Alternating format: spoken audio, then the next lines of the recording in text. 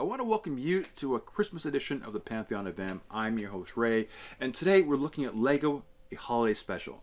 And there's a really good theme about this. Rey, who is now a Jedi, is teaching Finn to become a Jedi, and she's having trouble teaching Finn being a good master to a Padawan. Is it Padawan? I think it is. So she has an opportunity for one day out of the year.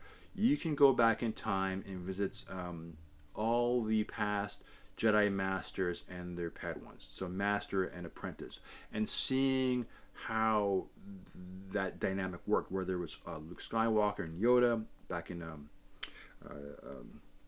Dagobah, whether it's Anakin and Obi-Wan, or Qui-Gon and Obi-Wan, or Vader and the Emperor. So she's able to go back and visit moments in time or in history where there were highlights of when the Master and the Apprentice, or really there was lessons to be learned in hopes of making her a better teacher. Because in the actual movies, Rey kept the books of the Jedi, and this all takes place during Life Days. The rest of the cast is getting ready to celebrate the arrival of Chewbacca and Chewbacca's family, and they're all going to celebrate like a Christmas/Thanksgiving event, and they're all getting ready for food and partying and all that stuff. So that's what's happening on the side. Now this is really like a rabbit hole like succession of like events, because rather than it being like a Christmas Carol where the ghost of Christmas past and Rey kind of visits on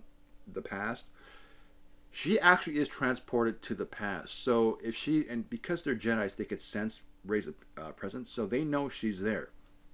And because of that, this comes back to Endgame, or a lot of the movies that we've been reviewing that deals with time travel. When you go back in time, the slightest thing you can do that will alter the events of time, alter the events of things. So like Loki, if you be going back in time or doing things, you can actually alter the events, which is why he was plucked out of 2012, and he's with the TVA, and he can never go back to where he was because of his ordained future. If you're thinking about things in those terms, like once you open this Pandora's box up, if you talk to somebody of the past, you can alter the set of events, and so by doing so, you completely undo history.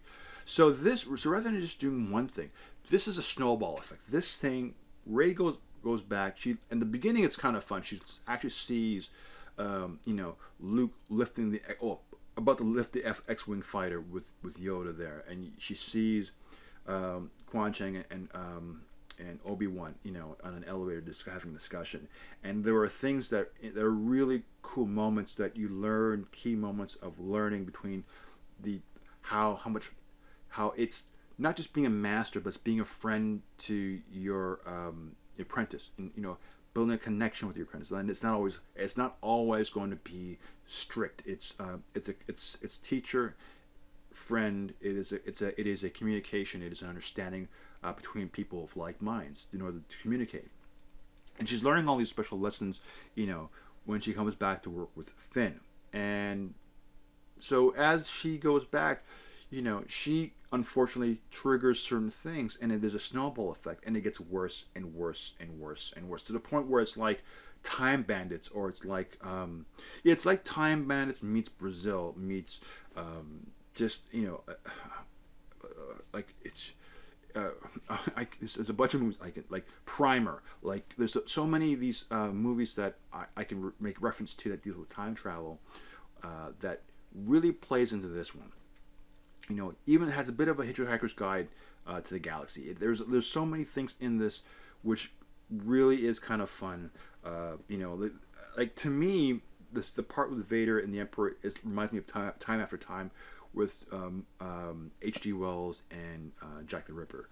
So there are things, I think, at least the people who wrote this had a really good solid foundation in film history and the idea of time travel. But like the problem with that is that when you the really fun thing about Lego is that it's all fun. It's a lot of it's sight gags, so like it wouldn't really translate on paper. So it's just visual gags, and they work amazingly well in this movie. or this special. And a lot of Lego properties, like Lego, like where there's Lego Guardians, Lego Avengers, it is filled with psych eggs, and all of them work really, really well, and they're funny. And if you've seen the original movies, it's even funnier because then you understand the context of where it comes from. But even if you didn't see where it's from, it's still very, very funny. And there's a lot of like one-liners, or like, you know, things like ice, which is something that happens in the Age of Ultron jokes. They play on the word of getting ice, which is insignificant here.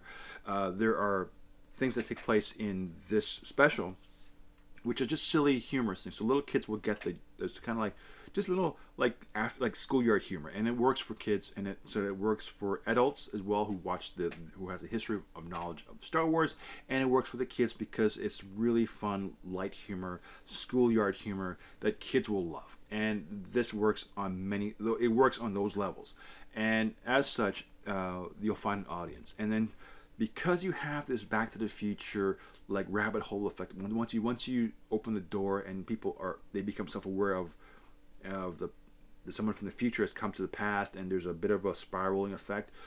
I'm saying to myself, well, how is this ever going to end? This is not going to end well.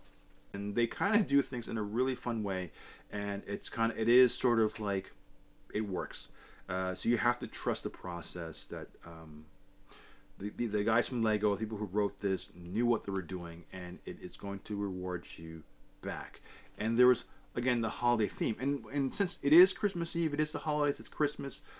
This is the kind of thing that kind of gives you a positive something to live with. Because for those of you who are alone, you know, it's good. It's always good to have somebody there, family or friend, to talk to. And this kind of reminds me, you know what? If you're alone, go out there, talk to somebody. Go out there, you know. Visit somebody, go on the phone, you know, especially in these times, which is kind of crazy, but it leaves you with a really warm feeling, and if nothing else, the sense of, like, you know, companionship, friendship. These are the basic themes of the show that really hits home, and it's about working together and celebration of life. You know, especially in these hard times where things are not, where it's the issue of the issue of life is should be celebrated. It should be celebratory, and that is something this movie does very well. And it is Life Day, which is the equivalent of being Thanksgiving/Christmas, and it's something to rejoice for. And if you look at it like that, in the most simplistic and basic terms, this is a fun movie with a lot of light tunes where kids can enjoy as well as adults, especially those who are fans of Star Wars. And they look going back to moments of time, and there are characters in here which, if you are a diehard fan, you'll be surprised to see. So there are Easter eggs in here too, which I did not know, because my knowledge of the mythology of Star Wars isn't really that heavy, but I do remember certain characters, and a lot of the actors, like Anthony Daniels, like Billy D. Williams, are back to do the voices of these characters, like Lando and C-3PO. So there are treats in this. There are a lot of fun treats in this. So there are a lot of cool things for fans of all ages. So it is I think it's like 44 minutes. Sorry, it's 88 minutes. So this is an actual film.